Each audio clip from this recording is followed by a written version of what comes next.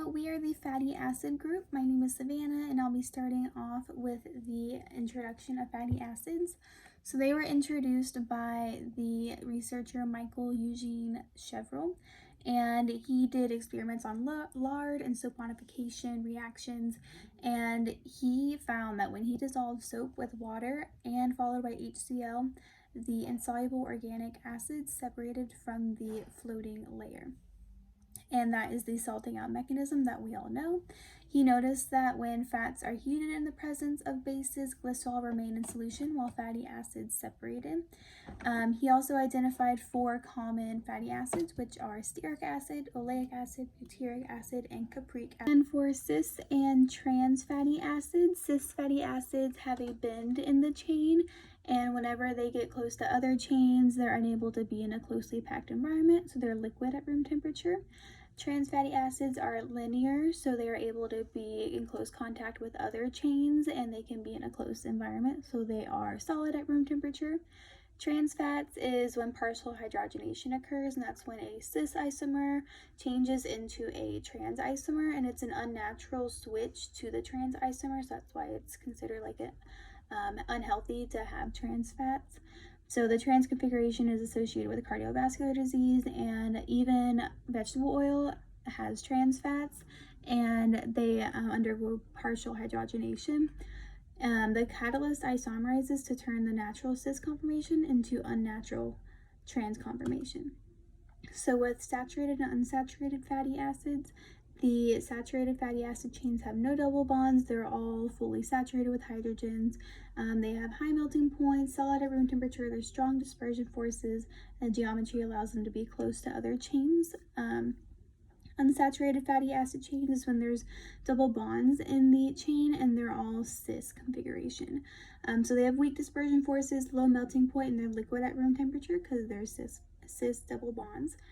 And the polyunsaturated fatty acid chains are a type of unsaturated fatty acid chain that has 2 or 3 double bonds spread throughout, but they're not conjugated in the chain. So for the nomenclature of fatty acids, they all follow the same template, sort of. They all have a common name and then they have a formal name.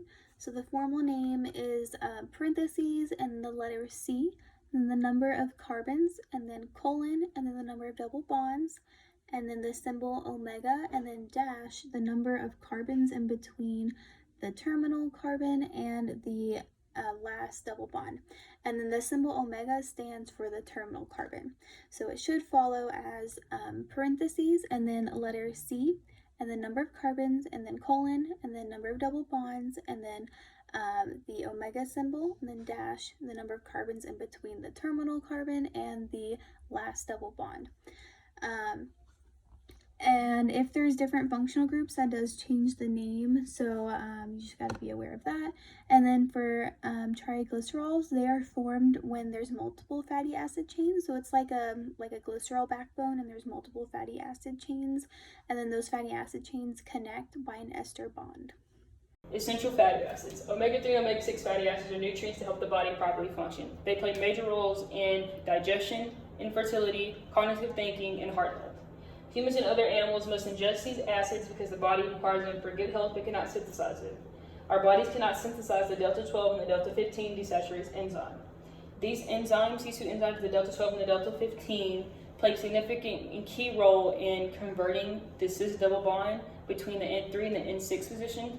We will see that the N3 position is an omega-3 fatty acids because the double bond is between the 3rd and the 4th carbon atom, as seen here, when you count from the methyl end of the fatty acids. In comparison, the N6 position is in omega-6 fatty acids. The first double bond is found between the 6th and the 7th carbon atom from the methyl end of the fatty acid, as seen here. And even though we cannot synthesize these two enzymes, as humans, we can synthesize omega-3 and omega-6 fatty acids from linoleic acid and alpha linoleic acid through the process of desaturation and elongation.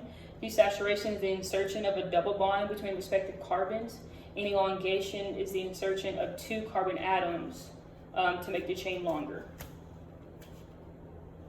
So omega-3 and omega-6, they have physiological benefits. Omega-3 supplementation associated with an improvement of the central nervous system in regards to intentional and physiological functions. So,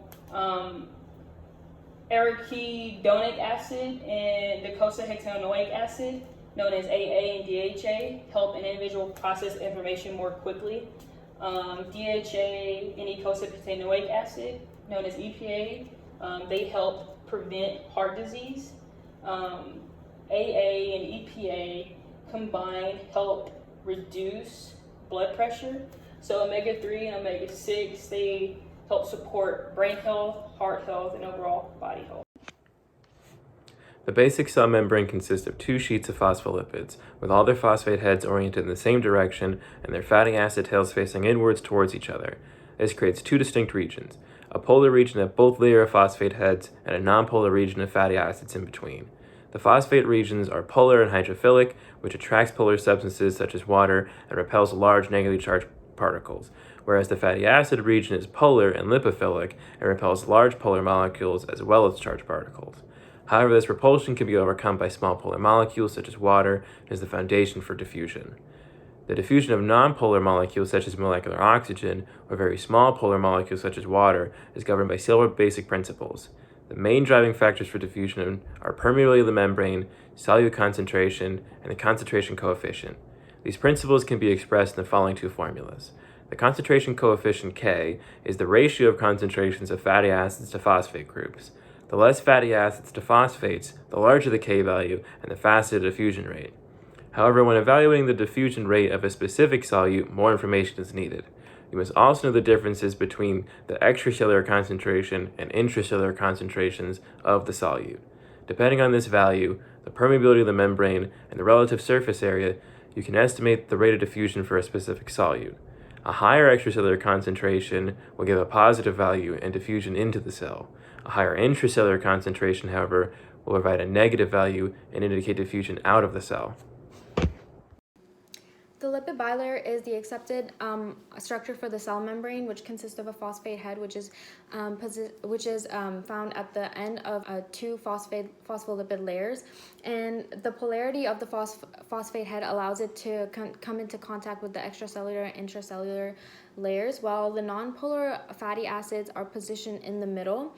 The phospholipid consists of fatty acids and a phosphate head, which consists of choline, phosphate, and glycerol. The way that they are bonded together is in a very particular order, with the choline having a carbon-oxygen bond with the phosphate having a phosphorus-oxygen bond with the glycerol, and the glycerol has two carbon-oxygen bonds with two fatty acids, and they can either be saturated or unsaturated. Lipid imbalances in the brain can disrupt with the normal functioning of the central nervous system and with the cell communication of the neurotransmitters. And intake of polyunsaturated fatty acids has positive known effects on disorders such as depression, ADHD, PTSD, and schizophrenia. Polyunsaturated fats, they form lipid rafts, which are formed by glycoproteins and cell signaling molecules. And polyunsaturated means that there's at least 2 or 3 carbon double bonds, and omega-3 means that the first carbon double bond is between the third and the fourth carbon atom.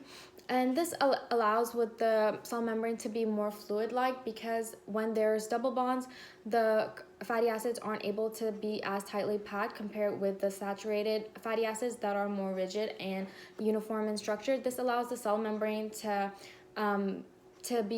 alter itself in stress, and this fluidity also allows the cell membrane to diffuse small particles through and also perform exocytosis and endocytosis. In addition to that, the intake of omega-3s can have a major reduction in triglycerides, reduce blood pressure levels, and increase good cholesterol. Next topic is waxes. Waxes are made by adding an ester and an alcohol to a fatty acid.